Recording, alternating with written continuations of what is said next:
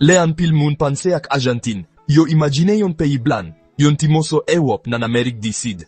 Yo panse ak tango, football, ak imigran ki soti nan peyi Itali ak Espay. Putan, imaj sa pa raconte tout histoire. Li kache yon chapit important ki te efase ak ampil atensyon. Nan siècle ki pase yo, Argentine te gen yon gwo populasyon moun noa.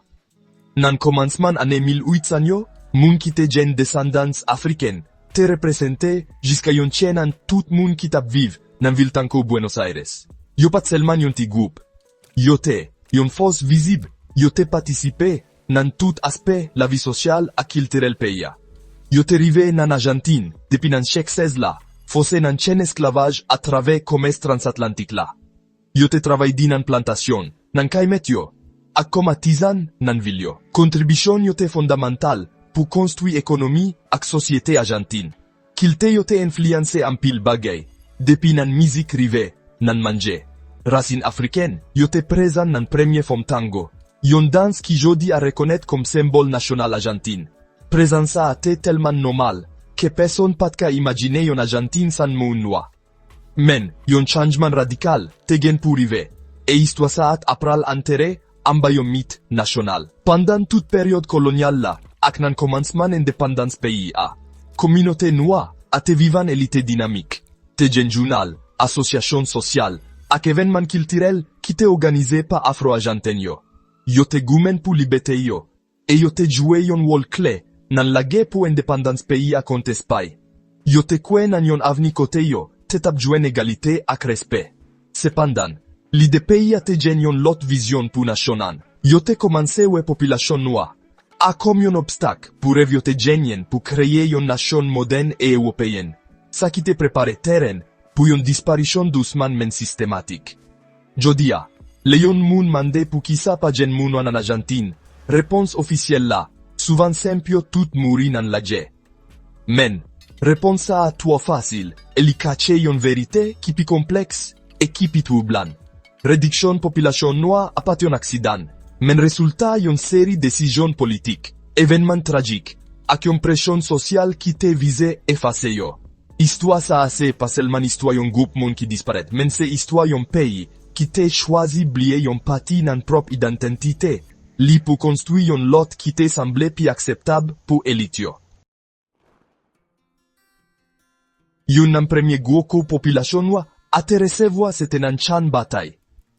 Pandan lage independansyo, ant 1010 ak 1019, ak sito pandan lage terib kont Paraguay, ant 1665 ak 1870, gouvernement Argentine te voye gaso noyo sou premye li frontlan. Yo te sevi kom chera kanon. Sa vle di, yo te mete yo devan pou mouri an premye.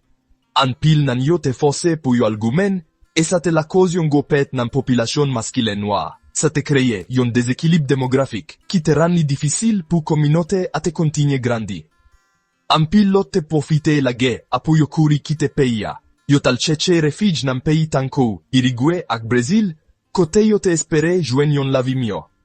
An plis de lage yo, maladi te jwe yon wol devastate.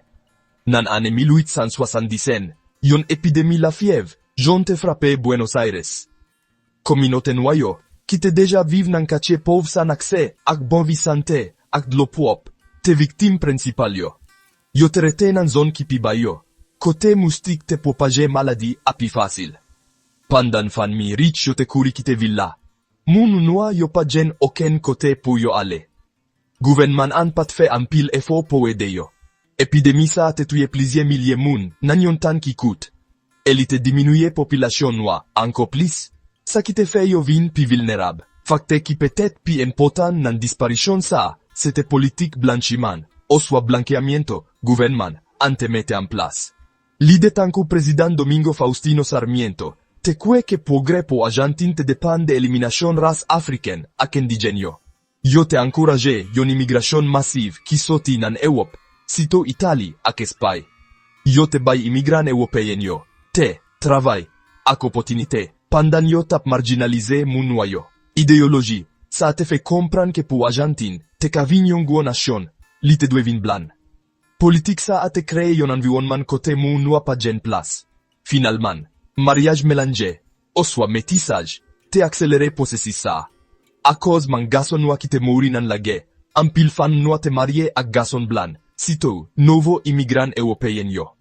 Pitit ki te fet nan mariage sa yo te sovan identifiye, kom blan pou yo te ka jwen plis opotinite social ak ekonomik. Nan, yon sosyete ki te valorize blanche. An pil fan mi te fe chwa sa pou yo te ka chape amba diskriminasyon. Tikras pa tikras, so plizye generasyon, karakteristik fizik afriken yo te komanse diminuye vizyelman nan populasyon general la. Sa ki te renforce mit, ke moun noa yo te simpleman disparet. Apre yo te fin redwi populasyon noa fizikman. Pochen etap la se te efase yo nan memwa kolektif nasyonal. Gouvernement Argentin te komanse yon kampay pou reekri histwa peya. Kote, yo te retire tout kontribisyon en potan moun noa yo. Liv histwa, nan lekol yo te komanse rakonte yon versyon ki te di Argentin te bati, selman pa imigran européen yo. Ewo ki te gumen, po independance, tanko Maria Remedios del Valle. Yo te rele man patria, te preske totalman blie pandan plis pase yon siek. Yo te retire yon an narratif nasyonal la, pou kree ilizyon yon nasyon, ki te toujou blan. Yon zouti puisan, yo te itilize pou efasman sa, ase te resansman nasyonal yo. A pati de resansman 1865 la, gouvernement an te sispan mande moun identifiye rasyo, oswa si yo te jen descendants afriken. Le yo sispan konte yon group moun, se yon fason pou di, yo pa existe anko. Sa te permet politisyen ak intelektuel yo deklare ofisyelman, ke pa gen moun noa nan Argentin. Mitsa, ate vin telman, fo ke li te vin yon pati nan identite nasyonal la. Fraz populea, nou men Argenten, nou soti nan bato yo, te vin tunen yon mantra ki te vle di tout moun te desan soti nan bato imigran européen, pandan yo tap ignore bato esklav yo. Men kilti apate panye. Tangoa, ki jen rasin, pofon nan ritm ak dans kominote, afro-Argenten yo, nan katyepo Buenos Aires yo, te sibi yon posesis blanchiman. Histwa ofisyel la te komanse prezante tango, akom yon kreasyon piman européen, ki te fet nan melankoli imigran yo. Yo te retire influence afrikenan, tanko ritm tambo candombea, pou fe li korespon ak novo imaj blan peya. Sa te pemet, Argentin expote tangoa, kom yon podwi kiltirel blan. Pandan li, apkache origin metis li. Sa se yon exemple, kles ou fason yo te debarase yon kilti de rasin, li pou sevi yon agenda politik. Efasman sa te telman reisi, ke generasyon Argenten te grandi, san yo pat mem konen, ke peyi yo te gen yon histwa noa. Apsan sa, nan edikasyon, nan mize, ak nan disku publik, te kreye yon sosyete, ki pat gen zouti pou kompran pwop diversite li. Le pa gen histwa, pa ka gen rekonesans. Sa te mene direkteman nan sityasyon jodia, kote an pil. Argenten senseman kwe ke rasis pa yon problem nan peyi yo. Tout simpleman, paske yo kwe, pa jen moun noa, pou yo ta fe rasis kont yo.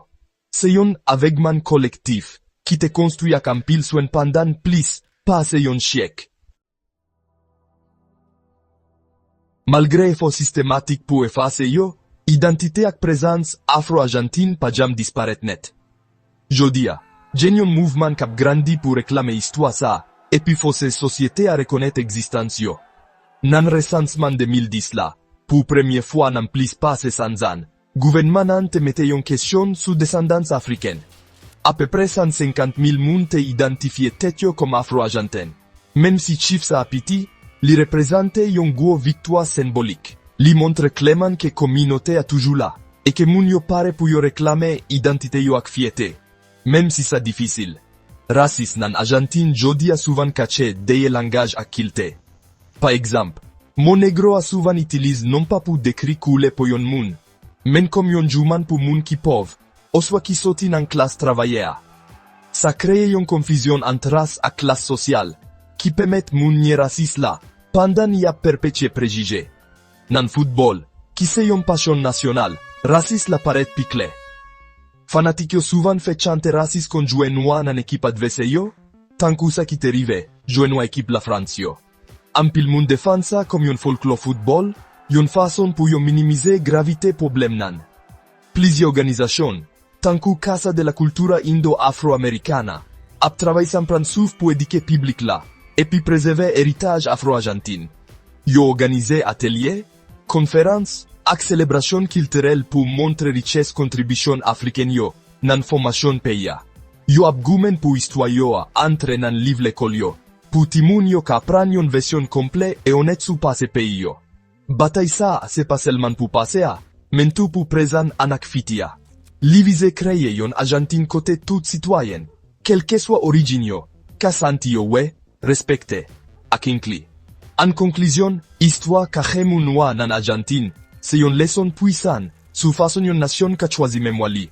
Li montre ki jan gouvernement ak société, ka travaille ensemble pour effacer yon pati nan population li, pour construire yon mythe national. Cependant, résistance ak fierté communauté afro-argentine jodia, montre que histoire pa karete enterré pour tout temps. Reconnaître histoire ça c'est yon pas essentiel pour Argentine, ka confronter racisme qui toujours là, et pour li ka finalement accepter tout coulé qui te servi pour pentirer, potre nation lia. Bataille la longue, men voyo commencer fait écho.